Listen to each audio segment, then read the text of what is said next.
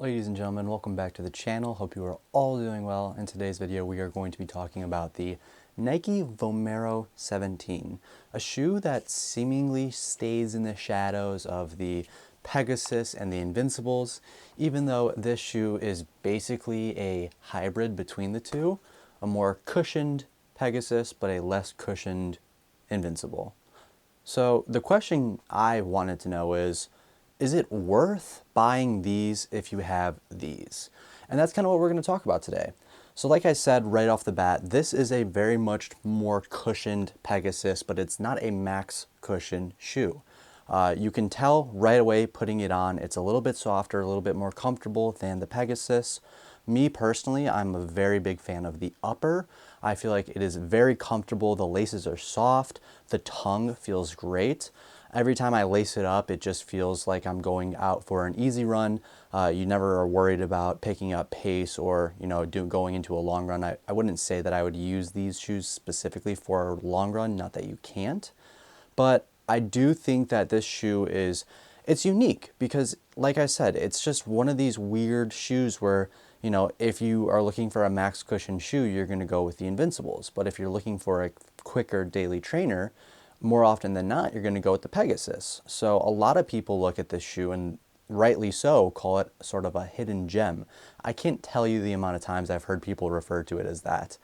And they're not wrong. This shoe is so nice. I have ran just around 100 miles in it at this point. I got it about a month and a half ago now. And I started using this for recovery runs because, in my opinion, I've talked about this before, but I do feel like the Invincible 3, for as amazing of a shoe this is, it just makes me almost want to run a little bit quicker each mile. And that's fine, but for some of my recovery runs, when I finish a double threshold workout per se, I don't really want to go faster than 8-minute pace. And I feel like by the end of my run, I'm going 7:45 if I put on Invincibles, which is fine. It's not the end of the world, but I definitely don't want to wear a pair of Pegasus for a recovery run because they're just not very cushioned. And again, that's fine if I'm using the Pegasus for, say, a double or just an easy run. When I'm gonna go a little bit faster, I'm not gonna be going at that recovery pace, and I don't care about cushion. So then we have the question, is the Vomero worth getting? Like, how does it perform? What do you think when running in it? Is it actually a good shoe? And I'll tell you right off the bat, the very first run I did in it, I could tell instantly that it was more cushioned than the Pegasus. It just felt a little bit more off the ground. I felt it was just a little bit softer, a little bit more comfortable, and that's a great feeling.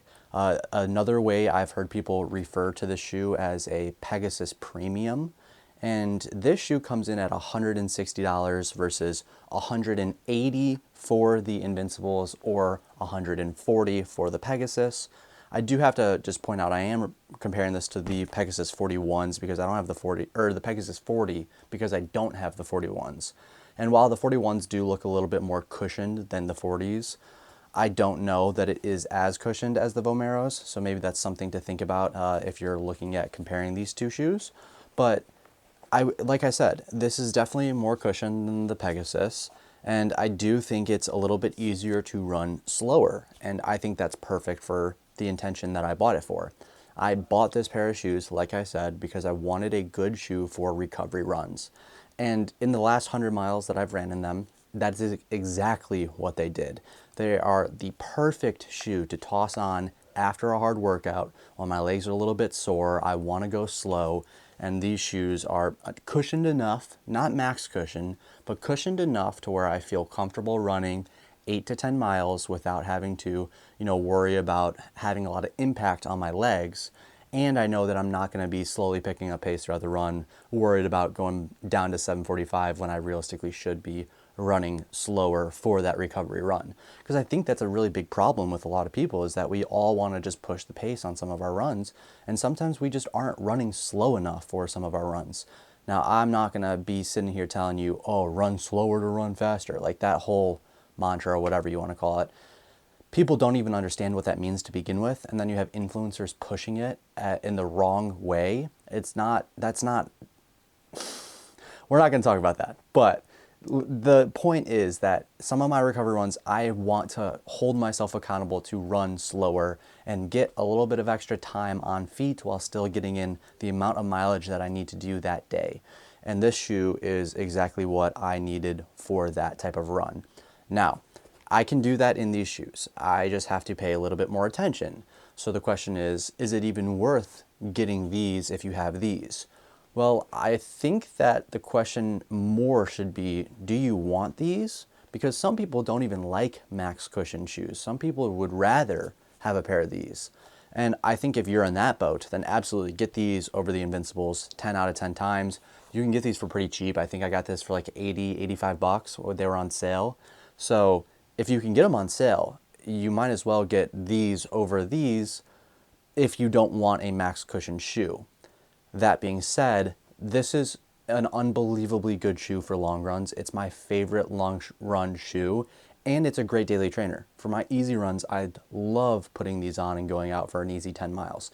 I can run 10 miles in these and know that I'm not putting a lot of impact on my legs because it's a max cushion shoe. So now you get to the point where, okay, well, if I have these for easy runs and I'm using these for recovery runs, well, then where does the Pegasus even come in at? Now, I did just make a video talking about my shoe rotation and what I use these for. Obviously, I use these for my doubles, and if, I have an easy run that I'd rather run these with, or instead of the Invincibles, I'll just toss these on.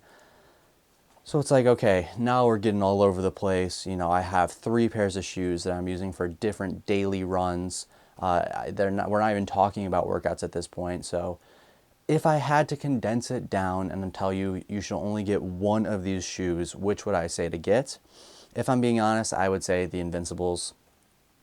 As much as I really do enjoy this shoe, I'm not super comfortable about the idea of taking this on a 17-mile run every single week. It's doable. However, I run my long runs a little bit more upbeat. I'm ending up running 7-minute pace, usually around there, for 17 miles. And in this type of shoe, it does make me worry. I feel like I'd have to work much harder. It just feels like it would be a little bit more impact on my legs overall because, like I said, it's not a max cushion shoe. So yeah, I think like the big standout thing between this shoe and this shoe is I'd rather use these for long runs. So if you only could get one daily trainer, I'd say get this because it's going to be better for long runs, easy runs, recovery runs. You just have to check yourself and make sure you're not going too fast for those recovery runs, which I've been doing for so long now, I can do. But the convenience of having this pair of shoes where I know that I can go out and run, not in a max cushion shoe, but in a comfortable, softer shoe, that is going to slow me down a little bit, not make me feel like I'm pushing the pace. It's fantastic. I truly do love that feeling. So it's almost, like I said, a convenience purchase getting these. If you could do a 2-shoe daily trainer, I'd rather these 2 than the Pegasus. I genuinely think this is a better shoe than the Pegasus. Maybe it's not going to be as fast of a shoe, but I think it's more comfortable. Obviously, it's more cushioned. And overall, I just feel like it's a better fit for at least my training. So my thoughts on the Vomero 17, it's a great shoe, but it's a specific shoe. If it fits in your rotation, fantastic, but not everybody is going to be looking for a middle ground to the Invincible and Pegasus. You can very well do without it. But again, it's just a really nice convenience purchase. It's definitely a hidden gem. A lot of people will get this shoe and instantly fall in love with it. They'll say it's better than the Pegasus. Some might even say it's better than the Invincible. I wouldn't go that far, but I definitely can understand where they're coming from because it really is a nice shoe. Last thing that I'll touch on, weight-wise, they feel the same. Like, I genuinely don't know which one's heavier. I would imagine this is probably a little bit heavier because it has more foam, but just they feel the exact same. So like, I don't think there's really a big deal when it comes to that at all. So yeah, I think basically, like I said, convenience is so nice, especially for running. You do so many runs throughout the year, so many miles on your legs. If you can make your life a little bit easier and get a pair of shoe like this, I mean, I think it's worth it in my opinion. I probably will stop buying Pegasus and start buying Vomeros instead. And yeah, I really have been enjoying this shoe so far. So that's my thoughts after 100 miles. If you have any comments, questions, or concerns, let me know in the comments below. Be happy to answer them and I'll let you guys know what I think further if there's anything specific you want to know. Otherwise, yeah, this is a fantastic shoe. I've been loving it so far. Like I said, it's the perfect recovery shoe in my opinion. And that's pretty much it for me. Thanks for watching. Take care. Love all things. I'll see you guys next time. Peace out.